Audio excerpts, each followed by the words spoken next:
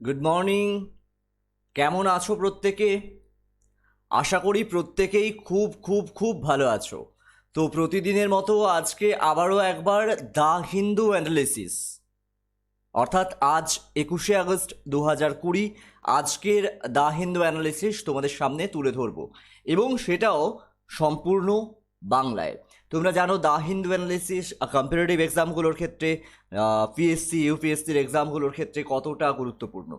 আর আজকে 21শে আগস্টের পেপারটা ভীষণ ভীষণ ভীষণ ইম্পর্ট্যান্ট তোমাদের জন্য হতে চলেছে, বিকজ আজকে কারেন্ট অ্যাফেয়ার্স আর জিকে থেকে অনেক অনেক অনেকগুলো আর্টিকেল ছিল।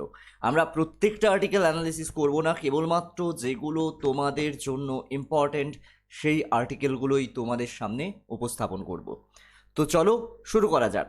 তবে শুরু করার আগে একটা ছোট্ট রিকোয়েস্ট আছে, প্রতিদিনের দ্য হিন্দু অ্যানালিসিস পেতে এবং অন্যান্য ভিডিওগুলো সবার আগে পেতে প্লিজ যারা এখনও চ্যানেলটিকে সাবস্ক্রাইব করনি, সাবস্ক্রাইব করে পাশে থাকা বেল আইকনটা প্রেস করে দাও, যাতে পরবর্তী ভিডিওসগুলোর দ্য হিন্দু অ্যানালিসিসের এবং প্রতিদিন রাত 8টার লাইভের নোটিফিকেশান সবার আগে তুমি পেতে পারো।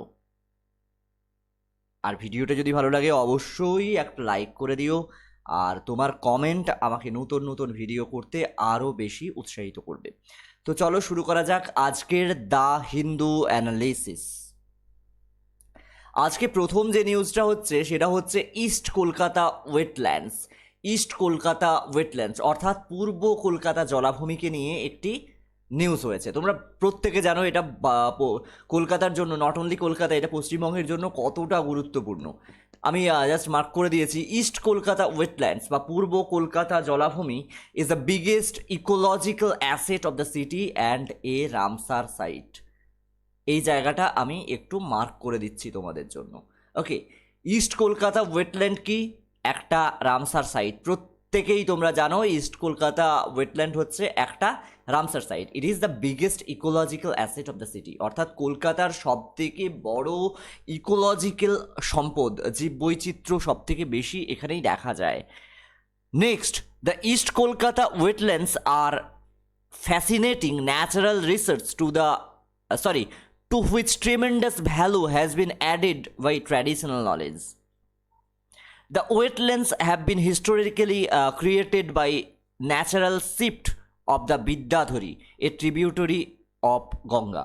তোমরা জাস্ট প্রাইমারি টেটেও এরকম একটা কোয়েশ্চেন এসেছিল, আর তারপর ফুডেও একটা কোয়েশ্চেন এসেছিল কয়েক বছর আগে, পূর্ব কলকাতা জলাভূমি দিয়ে কোন নদীটি প্রবাহিত হয়েছে? দেখো, বিদ্যাধরী, এ ট্রিবিউটরি টু গঙ্গা, গঙ্গার একটি উপনদী যেটার নাম হচ্ছে বিদ্যাধরী, সেইটা পূর্ব কলকাতা জলাভূমি দিয়ে প্রবাহিত হয়েছে। এটা কিন্তু খুব ভালোভাবে খেয়াল রাখবে।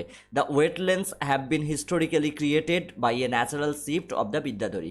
এটা এটা ক্রিয়েটেড হয়েছে ন্যাচারালভাবে কিসের দ্বারা? না, বিদ্যাধরী নদীটির দ্বারা, যে বিদ্যাধরীটি হচ্ছে গঙ্গার একটি ট্রিবিউটরি বা উপনদী। The land on which Kolkata is build slopes to the east. একটা প্রশ্ন আসে যে কলকাতার স্লোপ কোন দিকে, কলকাতা কোন দিকে ঢাল? কলকাতার ঢাল হচ্ছে পূর্ব দিকে। আমি জাস্ট এটা মার্ক করে দিচ্ছি, কলকাতার ঢাল হচ্ছে পূর্ব দিকে, অর্থাৎ কলকাতা পূর্ব দিকে ঢালু। So the British created canals to take out the city's waste water into the wetlands. তাহলে ব্রিটিশরা কি করেছিল? এখানে ব্রিটিশ বলতে ব্রিটিশ লোকজন বুঝবো, ওই সময় ইংরেজ লোকজনদের বুঝবো। তারা কিছু ক্যানেল তৈরি করেছিল। কেন? না, to take out the city's waste water, সারা শহরের যে নোংরা জল সেটাকে এই ওয়েটল্যান্ডে ফেলার জন্য কিছু ক্যানেল তৈরি করেছিল। The traditional knowledge is use to treat this waste water. কী হয়? প্রথাগত জ্ঞানই এই ওয়েস্ট ওয়াটারটা কী করা হবে, এই জলটাতে কী করা হবে সেইটা কাজে ব্যবহার করা হয়। For the past century, the wastewater has been first fed into settling ponds.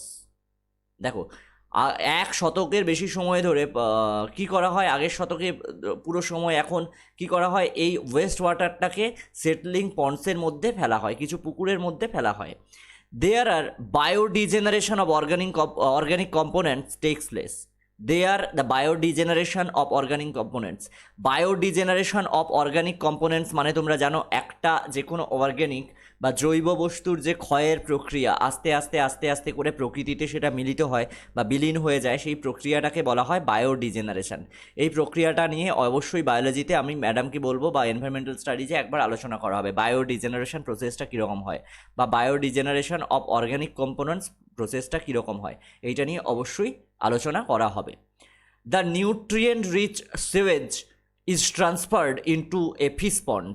ভালোভাবে খেয়াল করো, এই যে নোংরা জল তার মধ্যে কি থাকে, নিউট্রিয়েন্ট থাকে, প্রচুর পরিমাণে পুষ্টি দ্রব্য থাকে, সেইটা ফিশ পন্ডে মানে যে পুকুরে মাছ চাষ করা হয় সেখানে দিয়ে দেওয়া হয় to improve the organic quality of the water. অর্থাৎ পুকুরের জৈব খাদ্যের পরিমাণ বৃদ্ধি করা হয়, যার ফলে মাছের বৃদ্ধিও তাড়াতাড়ি হয়। তাহলে পূর্ব কলকাতা জলাভূমির যে নোংরা জল সেটা মাছ চাষের কাজে ব্যবহার করা হয়। Fish is grown in this pond and use water is transfer to field to irrigate crop. Fish is grown in this pond, পুকুরে মাছ বড় হয়ে যায়, এখানে পুকুরে মাছ চাষ করা হয়। তারপর এই যে জলটা ব্যবহার করা হয়েছে মাছ চাষে, তারপরে কি হবে ওই জলটা, the used water is transferred to fields to irrigate crop. দেখো, মাছ চাষের পরে যে জলটা থাকে তার মধ্যে অনেক অনেক জৈব পদার্থ থাকে, সেইটাকে তারপর শস্যক্ষেত্রে ইরিগেট বা সেচ করে দেওয়া হয়। সেচের প্রক্রিয়ার মাধ্যমে শস্য চাষ করা হয়, ফসল চাষ করা হয়। পূর্ব কলকাতা জলাভূমি, ওখানে জানো তোমরা ধাপা, জানো ধাপাতে প্রচুর পরিমাণে ফুলকপি চাষ হয়, আরও নানা রকম সবজি চাষ হয়। তোমরা এটার সঙ্গে যারা কলকাতায় থাকো মোটামুটি পরিচিত। The government has assured to maintain the balance between ecology and development. The government has assured to maintain the balance between ecology and development. But the reality is that the wetlands are slowly and steadily disappearing.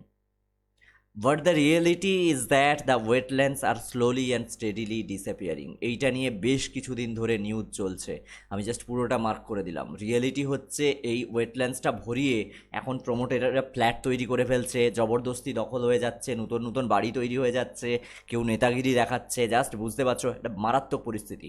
আমি তোমাদের request করবো এই সিচুয়েশনটা নিয়ে, যে পূর্ব কলকাতা জলাভূমিকে ভরিয়ে ফেলা হচ্ছে and wetlands R slowly and steadily disappearing, এটা পরিবেশের কী ক্ষতি করছে, সমাজের কী ক্ষতি করছে, কলকাতার কী ক্ষতি করছে, এটা নিয়ে অবশ্যই একটা এডিটোরিয়াল লেটার তোমরা আমাকে লিখে দেবে।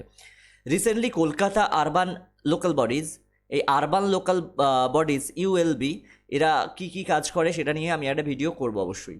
War warned of punishment by national green tribunal.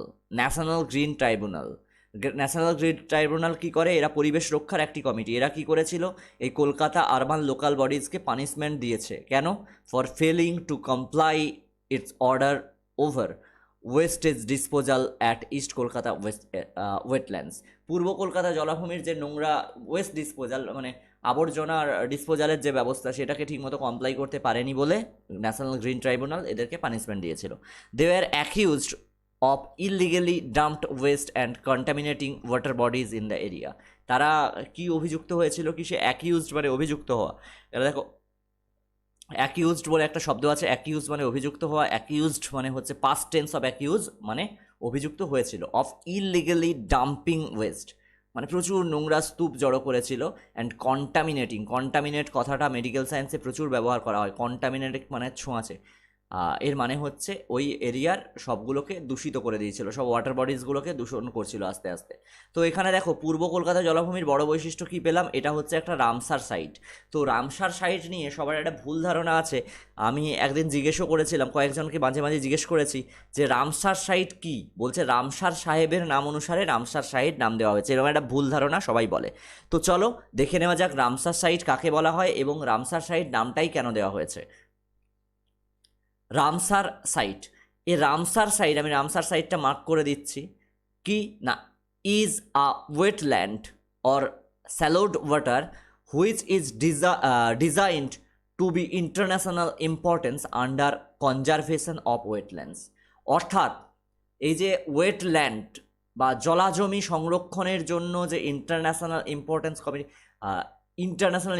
Under conservation of wetlands, অর্থাৎ ইন্টারন্যাশনালি আন্তর্জাতিকভাবে জলাভূমি সংরক্ষণের যে কনভেনশন বা উদ্যোগ নেওয়া হয়েছে, সেইটা রামসার সাইট বলা হয়। যে যে জায়গাগুলোয় উদ্যোগ নেওয়া হয়েছে, যে যে জায়গাগুলোকে চিহ্নিত করা হয়েছে, সেগুলোকে বলা হয় রামসার সাইট। কেন বলা হয়? It is an intergovernmental, অর্থাৎ অনেকগুলো গভর্নমেন্টকে নিয়ে হয়েছে, environmental treaty established nearly 50 years back by UNESCO. মানে 49 বছর আগে, এরপরে 50 বছরই হয়ে যাবে, মোটামুটি 50 বছর আগে 1971 সালে ইউনেস্কো এই অনেকগুলো সরকারকে নিয়ে, অনেকগুলো দেশকে নিয়ে এই ট্রিটিটা তৈরি করেছিল। It came into force in 1975। It came into force in 1975। চুক্তি হয়েছিল 1971, কিন্তু কার্যকর করা হয়েছিল 1975। And takes its name from Ramsar. এটা এর নাম রামসার থেকে নিয়েছে। রামসারটা কি, ভালোভাবে খেয়াল করো, আমি মার্ক করে দিচ্ছি। রামসার হচ্ছে the Iranian city where the convention was adopted.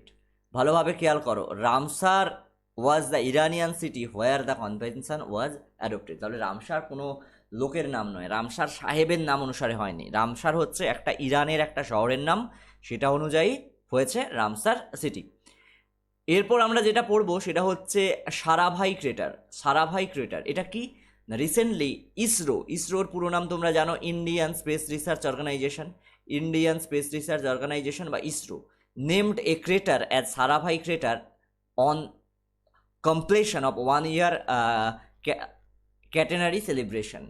Recently ISRO বা Indian space research organisation named a crater. Crater মানে হচ্ছে গর্ত বা আগ্নেয়গিরির খোলা মুখ, এরকম। এই বিষয়টা কি, এটা তোমাদের সঙ্গে আমি জাস্ট ডিসক্লোজ করব।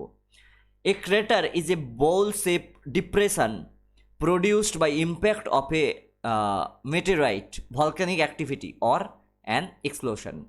The Sarabhai crater is around 250 to 300 kilometers east of the crater where the Apollo 17 and Luna 21 missions were landed.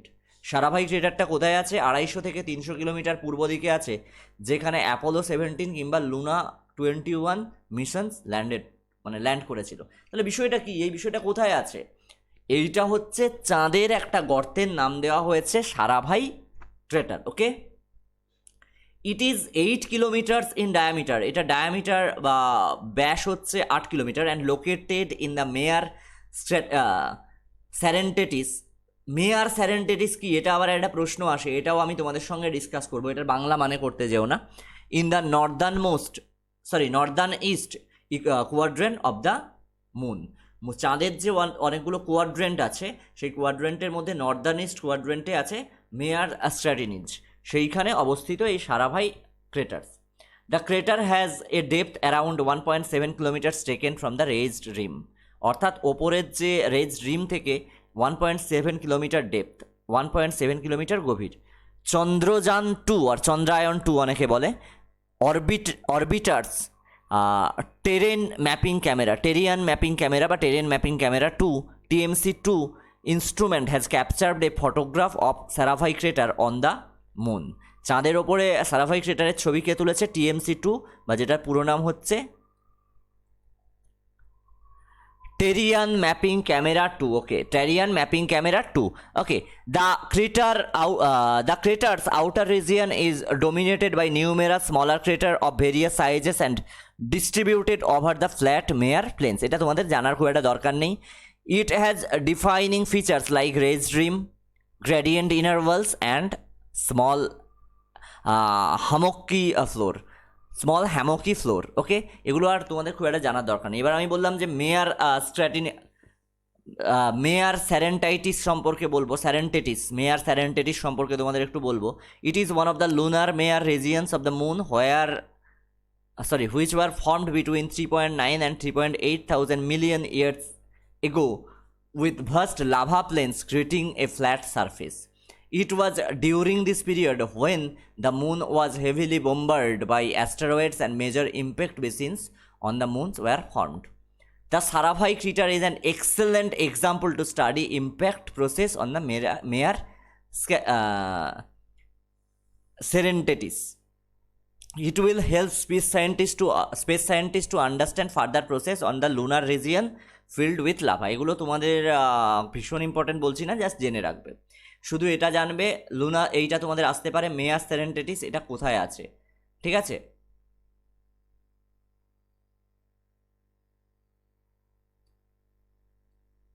মেয়ার সেরেন্টেটিস এটা কোথায় আছে, এটা আসতে পারে। এইবার দেখো একটা গুরুত্বপূর্ণ আজকে যেটা তোমাদের জানতেই হবে সেটা হচ্ছে নিনজা ইউএভি। নিনজা ইউএভি বিষয়টা কি? নিনজা ইউএভিজ মানে নিনজা টেকনিক কোনো কিছুর? ইয়েস, ইন্ডিয়ান রেলওয়ে একটা নিনজা টেকনিক নিয়েছে যেটার নাম হচ্ছে নিনজা ইউএভি। সেটা কি করবে? এটা কারা নিয়েছে না Indian railway started deploying Ninja UAVs for establishing a drone-based surveillance system. Ninja UAVs কি না a drone-based surveillance system। বিষয়টা কি? It will deployed in railway areas like station premises, railway track stations, yards, workshop, etc. এই যে drone base ড্রোনগুলো কোথায় কোথায় উড়ে বেড়াবে? এটা রেলওয়ে স্টেশন প্রেমিসেসে, রেলওয়ে ট্র্যাক সেকশনে, ইয়ার্ডগুলোতে, ওয়ার্কশপগুলোতে ঘুরে বেড়াবে, মানে ঘোরানো হবে। কেন না they are capable of real time tracking, video streaming and be operated on automatic fail safe mode. They can be used to launch surveillance on criminal and antisocial activities like gambling, throwing of garbage, hawking in the railway premises. তো এটা কি করবে? এটা হচ্ছে রেলওয়েতে যে জুয়া খেলে, তাস খেলে, অনেকে দেখবে অনেকে নেশাবাতি আছে, ওইগুলোকে ধরতে সাহায্য করবে। থ্রোয়িং গার্বেজে নোংরা ফেলে দেয়, অনেকে মনে করে যে যেতে যেতে একটু নোংরাটা বাইরে ফেলে দিলে ভালো, মানে চিড়ে খেয়ে ফেলে দেয়, ওইগুলোকে করবে, ডিটেক্ট করবে। হকিং, কেউ হকারি করে, ওইগুলোকে ডিটেক্ট করবে। It can be used at disaster sites for helping in rescue, recovery and restoration and coordination in efforts of various agencies. Okay, it can be used at disaster site. এটা যে disaster সাইটগুলো আছে সেখানে rescue কাজের জন্য, রিকভারির জন্য, রেস্টোরেশনের জন্য সাহায্য করবে। A team of railway protection force, যাকে আমরা আরপিএফ বলি, আরপিএফের পুরো নাম হচ্ছে রেলওয়ে প্রোটেকশন ফোর্স, এটা তোমরা জেনে রাখবে অবশ্যই। Has been trend for drone flying, surveillance and maintenance. এরপর আমরা যেটা জানবো সেটা সারা পৃথিবীর জন্য একটা থ্রেট, সেটা হচ্ছে মাইক্রোপ্লাস্টিক। মাইক্রোপ্লাস্টিক বিষয়টা কি না according to recent study Maldives beaches have most microplastics in the world. সব থেকে বেশি মাইক্রোপ্লাস্টিক আছে কোথায় না মালদ্বীপে, মালদ্বীপের বিচগুলোতে।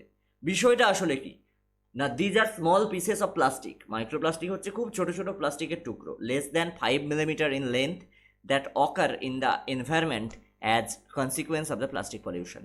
প্লাস্টিক দূষণের কনসিকুয়েন্স হিসেবে এগুলো পরিবেশে থেকে যায় 5 মিলিমিটারের থেকে কম লেন্থের। The debris can be, debris মানে তোমরা জানো, ডেব্রিজ মানে হচ্ছে ধ্বংসাবশেষ। আমি একটুখানি মার্ক করে দিচ্ছি, ডেব্রিজ মানে হচ্ছে ধ্বংসাবশেষ। Can be of any size and shape but those which are less than 5 millimetre. ধ্বংসাবশেষগুলো যে কোনো সাইজের আর শেপে হতে পারে, মানে প্লাস্টিকের যে অবশিষ্টাংশগুলো, কিন্তু যেগুলো 5 মিলিমিটারের কম তাদেরকে আমরা বলি মাইক্রোপ্লাস্টিক্স। Microplastics come from various sources including from larger plastic debris not degrades into smaller and smaller pieces. In addition, microbeads কিন্তু তোমাদের জানতেই হবে। Microbeads কি? A type of microplastic are very teeny pieces of manufactured polyethylene plastic that are added to exfoliants to health and beauty products.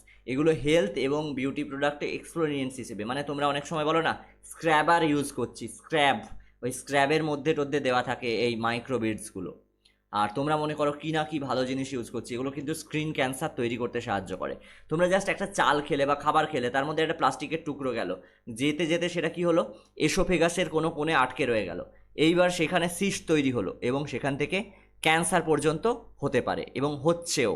দেখবে maximum জনের endoscopy করার পর ওই কেটে কেটে জাস্ট স্যাম্পল তোলা হয় যে এর জন্য হিস্টোপ্যাথোলজি বা বায়োপসির জন্য, সেগুলো ম্যাক্সিমাম হয় এই মাইক্রোবেডস বা মাইক্রোপ্লাস্টিকের কারণে নয়, মাইক্রোবেডসের কারণে। This tiny particles easily pass through water filtration system and end up in the ocean and other water bodies and cause serious environmental and food safety concerns. এই যে পার্টিকেলগুলো, এগুলোকে কিন্তু ওয়াটার ফিল্ট্রেশন সিস্টেম পরিষ্কার করতে পারে না, এগুলো ওখান থেকে বেরিয়ে যায়, ইজিলি বেরিয়ে যায় এবং ওয়াটার বডিজগুলোকে পলিউট করে, ফুড সেফটি কনসার্নগুলোকে থ্রেট দেয়, অর্থাৎ খাদ্যের সুরক্ষা থাকে না। The problem with microplastics is that like plastic items of any size they do not really break into harmless molecules. আবার বলছি, the problem with microplastics is that like plastic items of any size they do not readily break down into harmless molecules. এগুলো খুব তাড়াতাড়ি ভেঙে যায় না।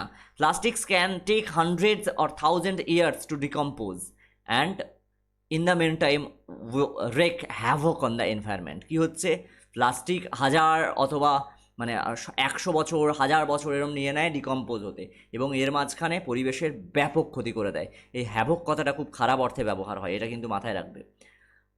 On beaches, microplastics are visible as teeny multicolored plastic bits in sands. আমরা মনে করি বালির মধ্যে সুন্দর রঙিন রঙিন বিট দেখা যাচ্ছে, প্লাস্টিক বিট দেখা যাচ্ছে, এইগুলো হচ্ছে মাইক্রোপ্লাস্টিক। গোয়াতে গেলেও অনেক দেখতে পাবে, বিচে অনেক অনেক দেখা যায়, দীঘার বিচেও দেখা যায়। In the ocean, microplastic pollution is often consumed by marine animals. এবারে মেরিন অ্যানিম্যালগুলো, সমুদ্রের প্রাণীগুলো এই মাইক্রোপ্লাস্টিকগুলো কনজিউম করবে, ওগুলো নষ্ট হয়ে যাবে, পরিবেশের ভারসাম্য নষ্ট হবে, তারপর সেগুলোকে আমরা কনজিউম করব, আমরাও একসময় শেষ হয়ে যাব। এরপর একটা গুরুত্বপূর্ণ খবর হচ্ছে আফ্রিকান চিতা। ওকে, আফ্রিকান চিতার ব্যাপারটা কি না, রিসেন্টলি, এটা খুব ভালো করে মনে রাখবে, recently 3 African hunting cheetahs from South Africa has been introduce to Mysore zoo. Mysore জুতে 3টে আফ্রিকান হান্টিং চিতাজ নিয়ে আসা হয়েছে। কোথা থেকে? সাউথ আফ্রিকা থেকে। A year after zoo lost its last surviving African hunting cheetah. 1 বছর পর, মানে 1 বছর আগে এটার লাস্ট যে হান্টিং চিতা ছিল, আফ্রিকান চিতা ছিল, শিকারি আফ্রিকান চিতা, সেটা মারা গেছিলো। তারপর এবারে 3টে বড় সাইজের ক্যাট নিয়ে আসা হলো। কোথা থেকে? অ্যান ভান ডাইক চিতা সেন্টার, সাউথ আফ্রিকা। কোথা থেকে আনা হলো? অ্যান ভ্যান ডাইক চিতা সেন্টার, সাউথ আফ্রিকা থেকে আনা হলো। মাইসুরু, দেখো মাইসোরকে মাইসুরু বলা হয়, বেঙ্গালুরু মাইসুরু, সেই কারণে আমি এটা উল্লেখ করলাম। এই যে Mysuru, Mysuru is the second zoo house of the hunting cheetah in India. Mysuru হচ্ছে হান্টিং চিতার সেকেন্ড জু। ফার্স্ট কোনটা না, হায়দ্রাবাদ জু। আমি উল্লেখ করে দিয়েছি, Hyderabad zoo has a pair of big cats. Hyderabad জুতে 2টো এরকম চিতা আছে, বিগ ক্যাট, বড় বেড়াল বলতে চিতা বোঝাচ্ছে। ইন জানুয়ারি 2020, 2020 জানুয়ারিতে supreme court has lifted it's 7-year stay on a proposal to introduce African cheetahs from Namibia into Indian habitat on an experimental basis. আমি জাস্ট এটা তোমাদের বলেছিলাম, নামিবিয়া থেকে আনা হবে, সুপ্রিম কোর্ট বলে দিয়েছে। The plan was to revive the Indian cheetah population. In May 2012, the top court মানে দেখো কি কথাটা লিখেছে, দেখো, in May 2012 the top court, এই টপ কোর্ট মানে তোমরা বুঝবে সুপ্রিম কোর্ট। ওকে, টপ কোর্ট মানে তোমরা বুঝবে সুপ্রিম কোর্ট।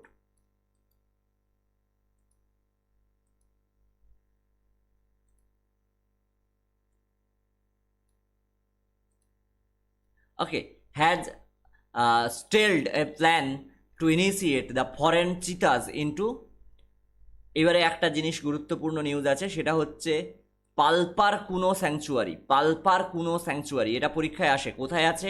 এটা আছে মধ্যপ্রদেশে। পালপার কুনো স্যাংচুয়ারি আছে মধ্যপ্রদেশে।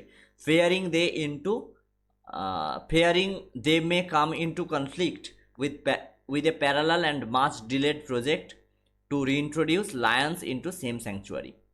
আফ্রিকান চিতাজের কয়েকটা বৈশিষ্ট্য আমি তোমাদের বলে দিচ্ছি, কয়েকটা যেগুলো তোমাদের জেনে রাখা দরকার, বৈশিষ্ট্য নয়, কয়েকটা তথ্য বলে দিচ্ছি আফ্রিকান চিতাজের সম্পর্কে। Around 6,500 to 7,000 African cheetahs present in the wild. 6,500 থেকে 7,000 পর্যন্ত আফ্রিকান চিতাজ আছে, তার বেশি কিন্তু নেই পৃথিবীতে। These are bigger size as compare to Asiatic cheetahs. Asian চিতার থেকে ওগুলো কিন্তু একটু বড় সাইজের হয়। Were Asiatic cheetahs has more fur, a smaller head, a longer neck and they have more cat-like appearance. এটা তোমরা জেনে নেবে, এইটা খুব গুরুত্বপূর্ণ। IUCN status is vulnerable of the animal. এটা কিন্তু অবশ্যই মাথায় রাখবে, এইটার IUCN স্ট্যাটাস কিন্তু vulnerable. It is protected under CITES appendix 1 list. এটাকে কোন লিস্টের আন্ডারে প্রোটেক্ট করা হয়? CITES appendix 1 list. এগুলো কিন্তু এক্সামে আসবে, খুব ভালো করে খেয়াল রাখবে এবং খাতায় নোট করে রাখবে, এবং আমরা পিডিএফও তোমাদের সঙ্গে একটা শেয়ার করব।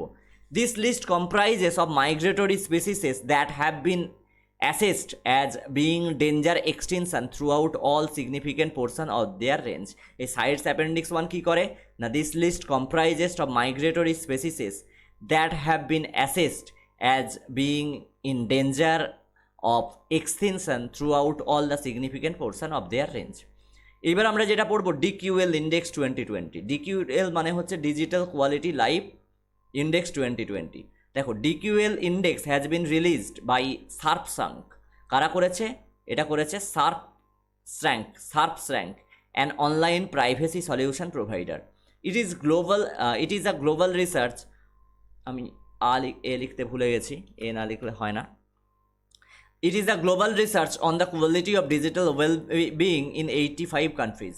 এইটা দেখো 85টা দেশ মিলে করা হয়েছিল এই ডিকিউএল ইন্ডেক্স। জাস্ট মার্ক করে দিচ্ছি আমি এটা তোমাদের মনে রাখার জন্য। যার মধ্যে 81% অফ দ্য গ্লোবাল পপুলেশন ছিল, যার মধ্যে 81% পপুলেশন আছে। The study indexes the countries by looking 5 fundamental pillars that define the digital quality of life. Digital quality of life 5টা ফান্ডামেন্টাল পিলারের ওপর দাঁড়িয়ে আছে, যেগুলোর ওপর ভিত্তি করে এই ডিকিউএল ইন্ডেক্স তৈরি করা হয়েছে। এই 5টা পিলার কে কে দেখো এখানে মার্ক করে দিলাম। Internet affordability, internet quality, electronic infrastructure, electronic security, electronic government. Okay, আবার বলছি, electronic affordability, internet quality, electronic infrastructure, electronic security and electronic government, মানে ই গভর্নমেন্ট যাকে বলা হয়।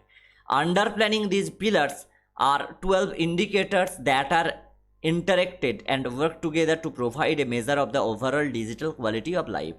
According to DQL, India ranks among the lowest, খেয়াল রাখো, India ranks, আমি এটা অন্য কালিতেও মার্ক করে দিচ্ছি তোমাদের বোঝার সুবিধের জন্য।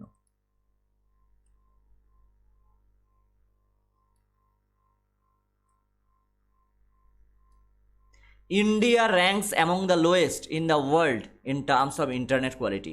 ভারতবর্ষের ইন্টারনেট কোয়ালিটি হচ্ছে সারা পৃথিবীর মধ্যে লোয়েস্টগুলোর মধ্যে একটা। India stands at overall rank of 57 out of 85। কি ভালো স্কোর, 1-এর থেকে তো 57 বেশি। ঠিক আছে, ভালোভাবে খেয়াল করে নাও। ভারতের স্কোর হয়েছে 57 নম্বরে ঠাঁই পেয়েছে ইন্ডেক্সে। However in internet affordability India has secured 9th place and outer performs countries like UK, USA and China. কিন্তু কম দামের দিক থেকে ভারত 9 নম্বর প্লেস পেয়েছে, অর্থাৎ কম দামে দেবো, কোয়ালিটি নেব না, কম দামে পচা আলু বেচবো, এরকম ধারণা আর কি। এইটা খুব ইম্পর্ট্যান্ট একটা news. Digital quality life DQL index, এটা কিন্তু তোমরা অবশ্যই খেয়াল রাখবে। অ্যান্ড আজ এখানেই। Thanks for watching from team 5 minute school. ভালো থেকো, সঙ্গে থেকো, আর হ্যাঁ প্লিজ একটা লাইক করে দিও, লাইক দিতে কেউ ভুলে যেও না। পরবর্তী ভিডিও নিয়ে ফিরে আসছি খুব তাড়াতাড়ি। ধন্যবাদ।